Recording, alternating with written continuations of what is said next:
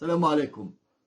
الكثير من الناس يتساءلون ليش المملكة العربية السعودية هي الدولة الأقل في عدد الجرائم من بين كل الدول العربية، خصوصا بعد أن نفذت الجهات الأمنية في المملكة العربية السعودية اليوم إعدام بحق السعودي حسان بن ثابت الحزوبر، والتهمة معروفة وهي تأييده للإرهابيين. حسب إعلان الأجهزة الأمنية في المملكة العربية السعودية، حسان بن ثابت الحزوبر وهو سعودي الجنسية قام بالتستر على مجموعة من الإرهابيين داخل المملكة العربية السعودية. حسان بن ثابت الحزوبر لم يكتفي فقط بأنه يتواصل مع هذا الإرهابي، بل إنه اجتمع به وعلم بكل مخططاته الإرهابية. ومع ذلك لم يقم بإعلام السلطات السعودية بهذا الخبر الخطير جدا المهدد لأمن المملكة العربية السعودية، وهو كمواطن سعودي مسؤول وملزم أمام الله وأمام المجتمع السعودي وأمام القيادة السعودية بأن يقدم كل المعلومات عن أي إرهابي يهدد أمن المملكة العربية السعودية.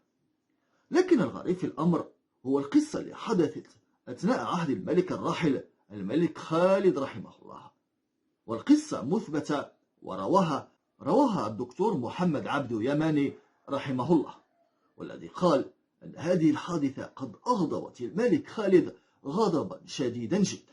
والقصة بتقول أن مجموعة من الضباط السعوديين خرجوا مرة في الصحراء السعودية في رحلة تنزه، وبينما هم في الصحراء وجدوا سيارة تمشي، وكان في تلك السيارة امرأة وبنتها، فسول لهم الشيطان وأغراهم وقاموا بالاعتداء على تلك المرأة بل وبنتها كذلك.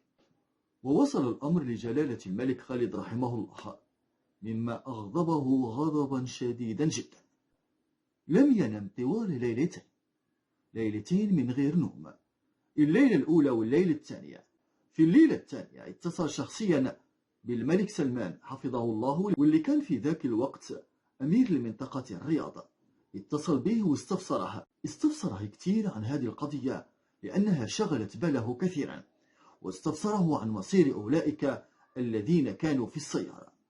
الأمير سلمان آنذاك جاوب الملك خالد وقال له إن هؤلاء سعوديين وارتكبوا خطأ فظيع ولازم ينحالوا على الشرع من أجل تطبيق أقصى عقوبة واردة كما هي الإجراءات السعودية القانونية والتشريعية في ذلك الوقت. فرد الملك خالد بالقول: أنا أقول نفذوا فيهم الحد ولا تقبلوا فيهم أي كلام.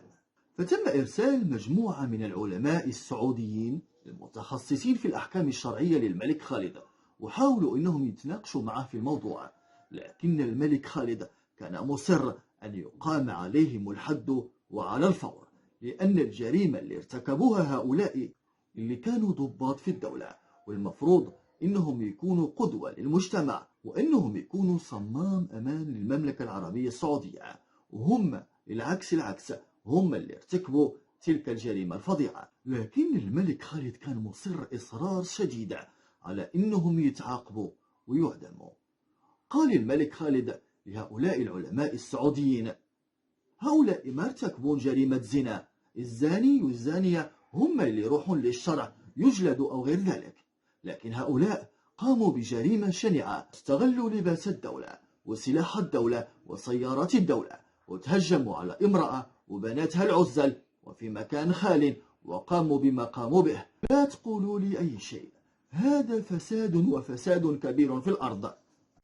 ولم يخرج الملك من مجلسه إلا بعد أن نفذ فيهم حكم الإعدام. هذا توضيح بسيط لمدى صرامة القادة السعوديين في التعامل مع الجرائم. والمملكة العربية السعودية اليوم حاليا من أكثر الدول اللي يتم فيها استخدام حد الإعدام ضد المجرمين، ولذلك المملكة العربية السعودية اليوم من أكثر الدول أمنا وأمانا في كل بقاع العالم العربي. إعلان وزارة الداخلية اليوم بخصوص حسان بن ثابت الحزوبر هو تأكيد للمؤكد أن المملكة العربية السعودية ضد الإرهاب وضد كل من يقف مع الإرهاب أو يسانده أو حتى يتستر عليه. لذلك كانت الرسالة واضحة: الملوك والقيادة السعودية قد يتساهلون في بعض الأمور، ولكن حين يتعلق الأمر بالأمن العام والأمن السعودي وأمن الدولة فلا تساهل، والقصاص هو القصاص.